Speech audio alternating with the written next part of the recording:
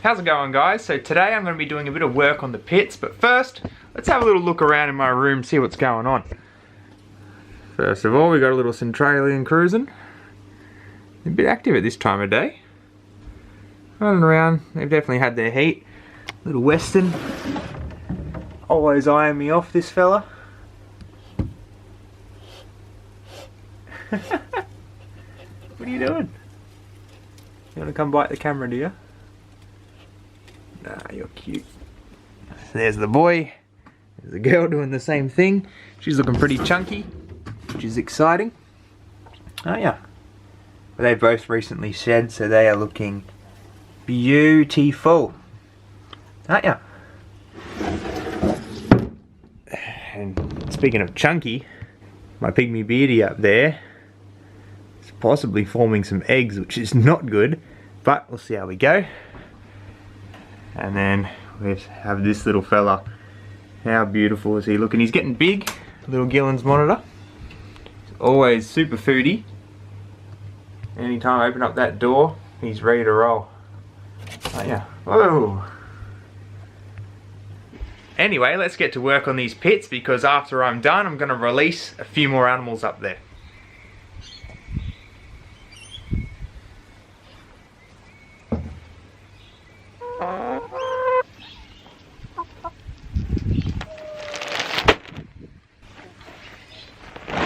Now today, we're doing some outside work. That's why I'm wearing this ridiculous hat. It's seen better days, I know, but I don't want to get my whole head looking like a tomato, because I do have pretty fair skin and I will just roast out here in this beautiful Aussie sun. The problem we need to fix today is actually the ground level of my pits, and that's where this stuff comes in. Good old Yuki mulch from Bunnings. The problem is that my pits have actually been invaded. Not by anything too crazy, just these crazy new chickens of ours. They're absolute menaces. They jump inside the pits and just start tearing stuff apart. So I frustratingly have to put all these coverings over the top to ensure chickens don't get in and ruin everything. Now I've already redone these pits over here. They've got a nice fresh layer of Yuki mulch. But what the chickens do is they jump in and they just dig massive holes in there, which is obviously not good for the lizards. So the most recent victim of these little menaces is actually this pit here. And this side's not too bad. This houses two of my alpine blotchies, but this side has one of my easterns in there, and it's pretty destroyed. So let's get this stuff off, let's level it all out, and see what we're working with.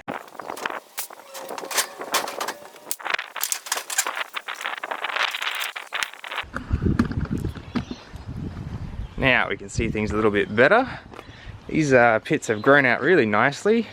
Those big grassy plants are really covering things up well. But if we look down here, hopefully you can see some of the damage.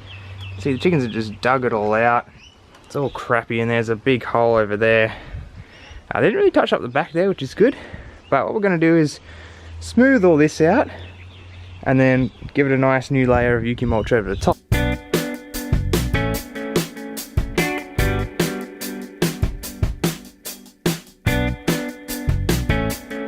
Wow, check this out. So just as I'm in the process of leveling all this out, I dig up some little eggs.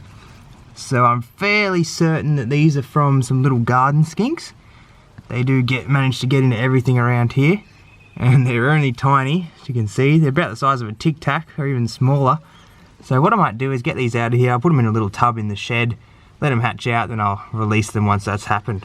Let's go grab a tub. Alright, so I've got a little tub here. I'm going to pick up these eggs. Hopefully this species doesn't really care too much if their eggs get rolled.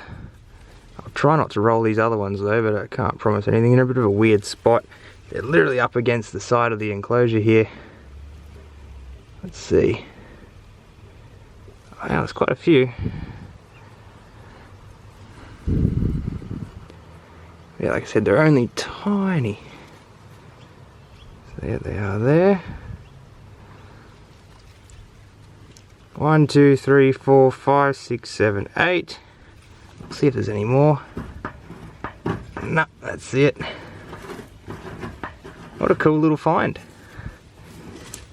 So I'll just chuck these in a little garden shed next to this and let them hatch out. Hopefully they will. and then I'll just release the babies. I might even do a little video filming their release.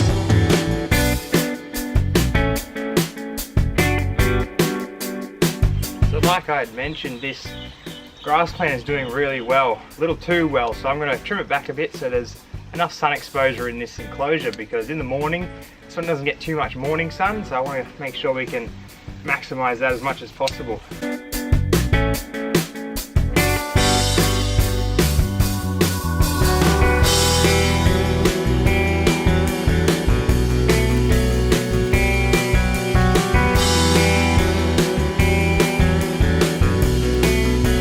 Alrighty, mulch is down, things are a bit freshened up now, and we have been joined by a female blotchy.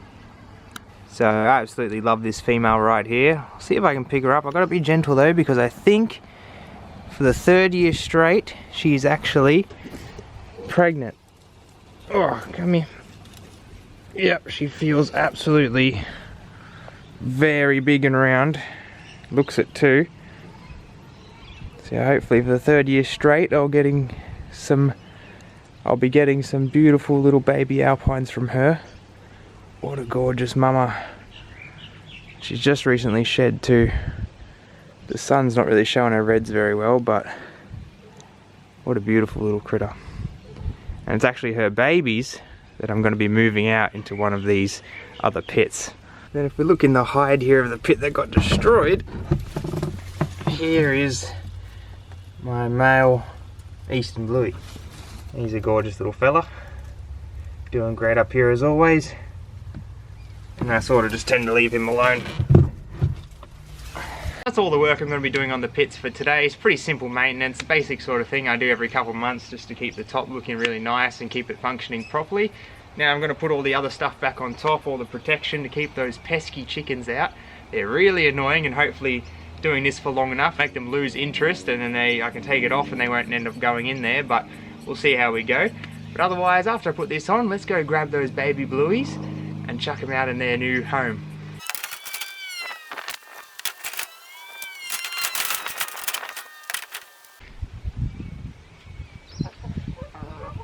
As you can see, they just follow you around everywhere. They're super crazy. But anyway, over here's all the hutches. This is where the little young blotchies have been hanging out. So these are the ones from the start of the year. Not quite babies anymore, pretty big. This is the one I'm going to be holding on to. It's actually in shed right now, but it's a beautiful red colour. Absolutely stoked on that one. And I have another 2 that are going to end up going to a friend of mine, but I can't send them off to him at the moment. But they're pretty cool too. There's one that I'm pretty certain is a female. It's got a really cool speckled sort of pattern to it. And then the other one is quite pretty as well, if I can find it. There it is. This one I'm pretty certain is a boy. So yeah, I absolutely love them. Just very proud to have produced these. And hopefully I'll get more just like this from that same pair that I showed you just before, that beautiful mama. That's the mama of these guys. So let's take them up the back. I'm going to split them up into 2 different pits with some of the other adults I've got. And they should absolutely love it up there. A lot more room for them to move around and cause havoc. Let's see if we can get all these little grumpy things. There's 1. There's 2. And there is 3. You're grumpy. There's 3 little chunky monkeys.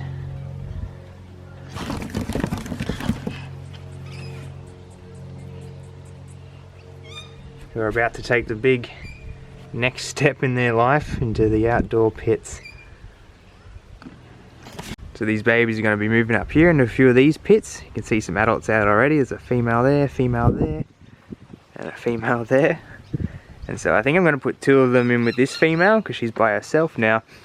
And then there's a male by himself here, which I think I'll put in the female I'm keeping in with him to see how they go. So let's do that.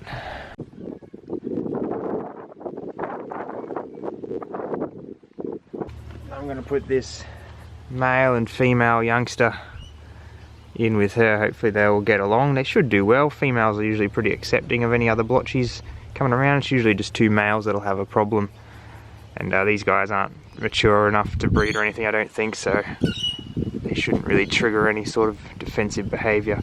But we'll keep an eye on them and watch them explore.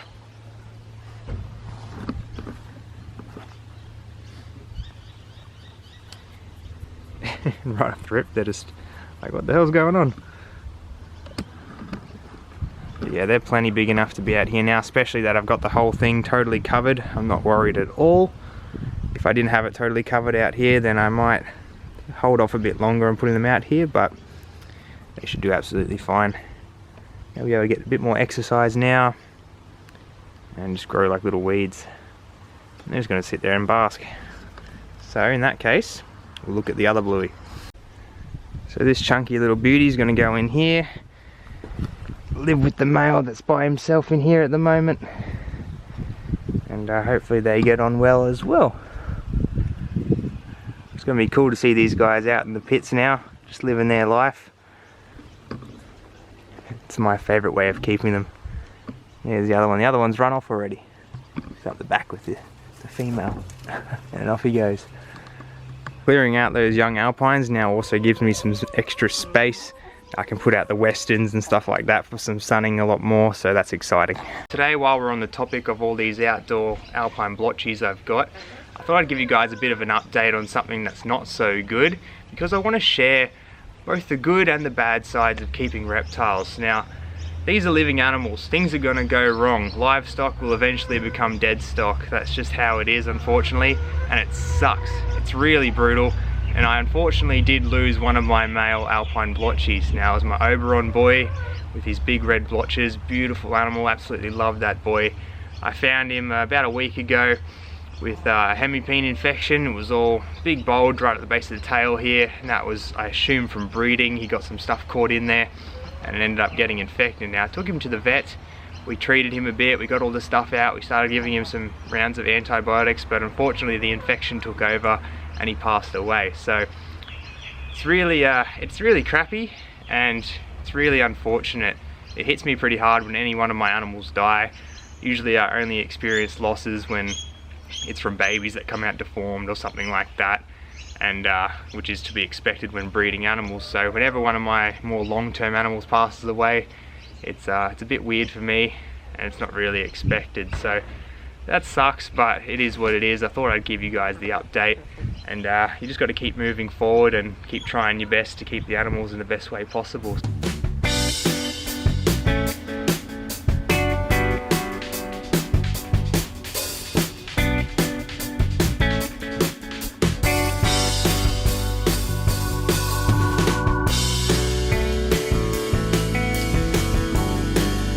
Now, thanks for watching, guys. Thanks for putting up with my goofy hat. As you can tell, I really don't care how I look, but I hope you found the video useful or interesting. Subscribe for more Australian reptiles if you want to see more stuff like this, as well as much more coming in the future. Leave the video a like if you liked it, and I'll see you next time.